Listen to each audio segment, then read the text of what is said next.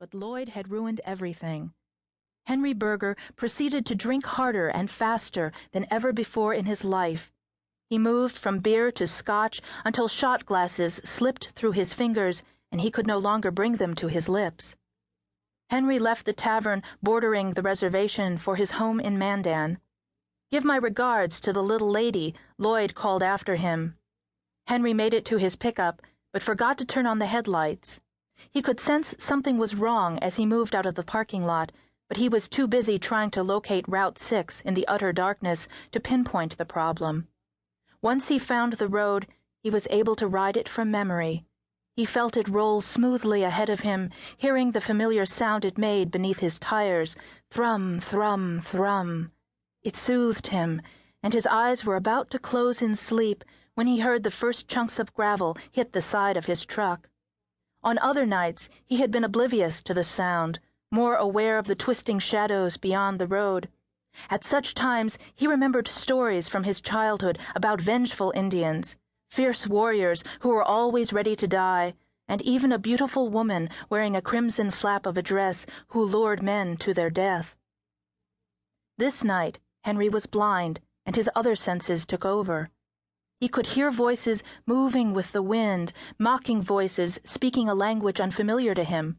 Sioux, he guessed. More gravel hit his truck, denting the sides and flying off the undercarriage. Henry Berger momentarily forgot his cheating girlfriend and the good buddy he'd left behind him gloating at the bar. It was the old enemy rising up to challenge him.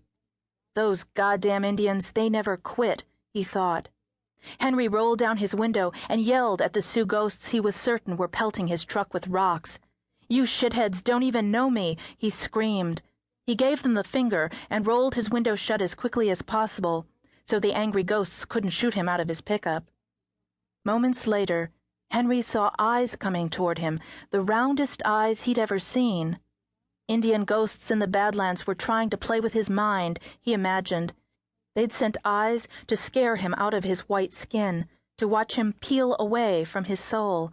Dead Indians were trying to put one over on Henry Berger. He wiped his sweaty hands on the lamb's wool seat cover and took firm hold of the steering wheel. "I'll slam you back to hell," he whispered to the eyes, heading straight for them. He charged his four-wheel drive pickup into their strange light, blinding them forever. Henry Berger became one with his steering wheel, and Harley Wind Soldier's father and older brother were sucked out of the windshield of their car onto the hood, where they rested like ornaments. Chapter 1. Grass Dancers. 1981. Charlene Thunder held a microphone to her mouth and blew into the silver mesh-covered dome, which reminded her of a tea strainer. Feedback crackled from speakers, startling the people setting up concession stands and crafts tables into checking the sky for storm clouds. When Charlene's breath swept cleanly through the speakers, like ribbons of wind from the northern plains, she closed her eyes and listened. She pretended she was beside Harley Wind Soldier, blowing gently on his breastbone. She would cool him down, only to heat him up. She would trace the outline of his ear with her soft fingers of breath, touching him without touching him. She would tease the hair at the nape of his neck, lifting a section with one long exhalation and separating individual strands with warm staccato puffs. On the ground below the girl stood Chuck Norris, the kung fu dog. He carefully checked all four directions before peeing on Charlene Thunder's hand-tooled leather purse. He had been scouting her activities all morning, waiting for a vulnerable moment, the chance to make a statement. When Charlene had carelessly dropped her bag beside the MC's platform, freeing her hands so she could help set up sound equipment, Chuck crept behind it, delicately lifted his good back leg, and released his hatred for Charlene in a thick stream of urine. Chuck Norris could be spiteful.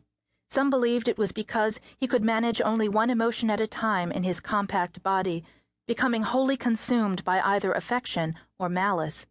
He had the distinction of being the only Pomeranian pooch on the reservation, perhaps the only one in the state of North Dakota, and so was a bit of a local celebrity. The powwow committee was busy preparing the grounds for a 3-day dance festival called